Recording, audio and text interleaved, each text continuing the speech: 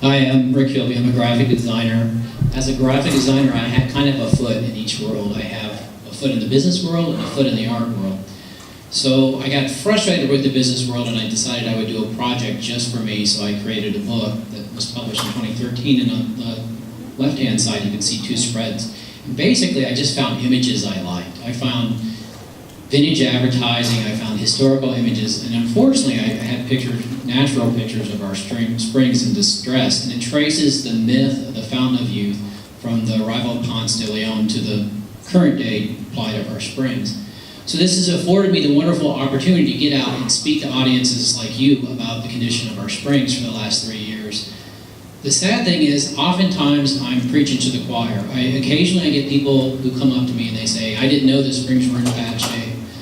But the good thing is also I have learned what works and what can get people's attention. And people do respond well to old Florida imagery. There's a sense of nostalgia out there, and they also respond well to photography. John Moran shots always get lots of oohs and ahs and gasp when we show the horrible condition of our springs.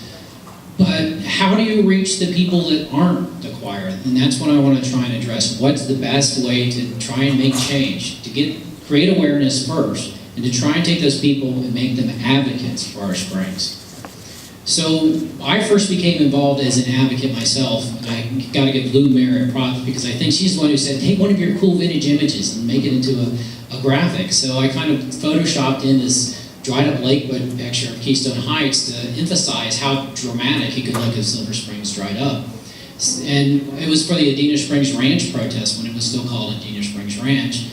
And it's a good point I want to make is is there a rally or a protest, you have to have good visuals, because if the media comes, they want a wide shot of everybody protesting, and then they want little tight shots. If you have good visuals, it's going to make a big difference. But the image kind of had a life of its own. I think it's in Bob Knight's book, and it also was used by the Riverkeeper on postcards they sent out to the head of the Water Management District and to Rick Scott. And it just undermines what I want to get a point across, is that today we are an image culture. We started as a verbal culture where we told stories, and then we were a written culture. Today's society is an image culture. If you tell somebody something or have them read it, 3 days later, 10% of it will be retained. But if you show them something, there's an image attached to that same information, 65% of that information will be retained 3 days later. I'm also involved with the Springs Eternal Project with Leslie Gamble and John Moran, and we did exhibits. John has a wonderful collection of images, and I think a lot of you saw them yesterday, documenting the decline of our springs over decades. And that's one of the things that I think I bring when I do my presentations is I've been around long enough to know what the springs looked like when they were healthy. I remember swimming in healthy summer source, not Silver Springs, but the springs around Gainesville when they were healthy. But John shows that visually, and you can deny the science, but you can't deny what he shows in his images. The other thing I want to point out is Leslie Gamble's incredible video, Swimming Through Air. If you get an opportunity to Google it, it's incredible because you cannot undermine the power of video today. I read this stat, and I'm not sure it's accurate, but it said 3/4 of all the content on the web in 2017 will be video, which is mind-blowing.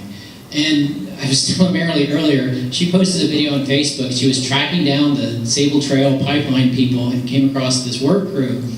And it was so powerful and so scary, I couldn't watch the whole thing because I was afraid it was going to end up in this confrontation. But that just shows the power of visual to motivate people.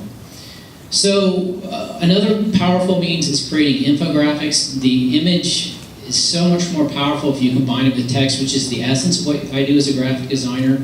You're basically creating a meme, and so this was for an exhibit, but it also could work very well on digital media too, because a lot of the information can be dense. A lot of the stuff we've been learning the last 2 days won't translate well to the public, so you have to meet them where they are, make it palatable, and put it in little bite-sized chunks. Same project that Margaret talked about in the upper left, the Urban Aquifer, which was brilliant, used Margaret's pictures and John Moran's. That was Leslie Gamble's project, but we've also done billboards. The key is to have, again, powerful imagery that make people stop and pay attention. Outdoor advertising is the one medium you can't turn off. You can turn off your computer, you can turn off your TV, but you aren't likely to stop going down I-75 and turn around because you don't like a billboard. Finally, digital media. This is a mind-blowing stat. Mainly the Spring Hunters page is mostly an image sharing site with 21,000 members. So if you look at the history of all the photographs taken in humankind, going back to the mid-1800s, 10% of all the photographs ever taken in human history have been taken in the last year. We are an image culture today, and the power of the Spring Hunters page shows that because they have 21,000 people out there taking pictures of springs. We have to figure out how we harness that and how we turn those people into advocates, because a lot of them are just going to springs and they are into the hunting more than they are into the springs. But it's an opportunity for us to really get out there and make a difference through the use of images.